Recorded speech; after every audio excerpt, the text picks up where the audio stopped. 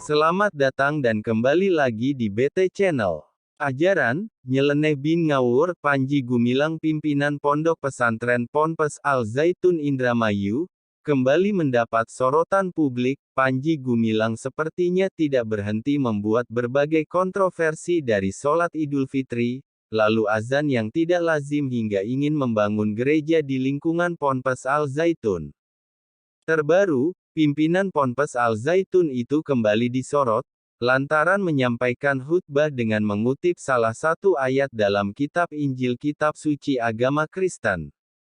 Tidak hanya itu saja, dihimpun dari berbagai sumber informasi Panji Gumilang mengatakan bangsa Yahudi merupakan keturunan Nabi. Jika bicara nasab Nabi yang ada di sejarah umat manusia, kita tidak bisa melupakan kitab Perjanjian, Perjanjian Lama maupun Baru, kata Panji Gumilang dikutip dari kanal YouTube ENN Indonesia, Jumat tanggal 19 Mei tahun 2023.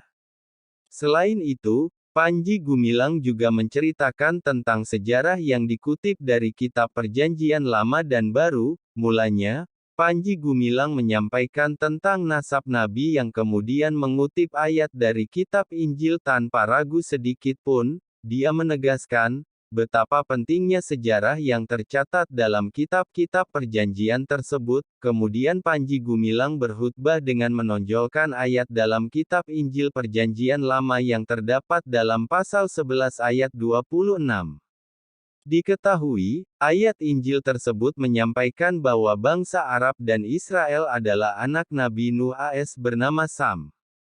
Hal itu, ditegaskan Panji Gumilang bahwa bangsa Israel masih keturunan Bi saat dirinya mengutip kitab Sirah Nabawiyah saat menyampaikan khutbah. Sebelumnya, sosok pemimpin Pondok Pesantren Ponpes Al Zaitun, Panji Gumilang menyita perhatian publik lantaran melakukan tindakan nyeleneh dan mencampur baurkan ajaran agama. Panji Gumilang berencana membangun gereja dan pesantren Kristen di Ponpes Al Zaitun. Seorang rekannya bernama Robin Simanulang membenarkan hal tersebut. Saya bilang kalau di sini ada pesantren Kristen, akan kita didik anak dengan baik dan jika ada santri Kristen, maka kita akan buat gereja di sini, kata Robin. Bukan hanya itu saja, Robin membeberkan Panji Gumilang juga akan membangun seluruh rumah ibadah bagi umat beraga di Indonesia. Saya bilang kalau di sini ada pesantren Kristen, akan kita didik anak dengan baik, dan jika ada santri Kristen maka akan kita buat gereja di Ponpes Al Zaitun, tutur Robin menirukan ucapan Panji Gumilang. Adapun tujuan Panji Gumilang membuat pesantren dan gereja umat Kristiani lanjut Robi karena ingin membuat kerukunan antar umat beragama.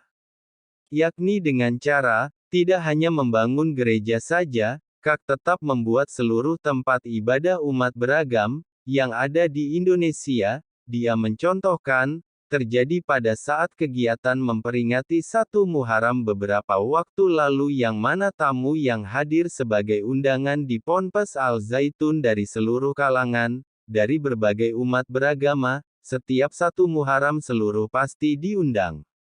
Itu tokoh-tokoh dari berbagai umat beragama. Itu sudah menjadi tradisi, katanya. Bagaimana menurut Sobat BT semua tentang hal ini? Silahkan berikan komentar dan sarannya. Terima kasih.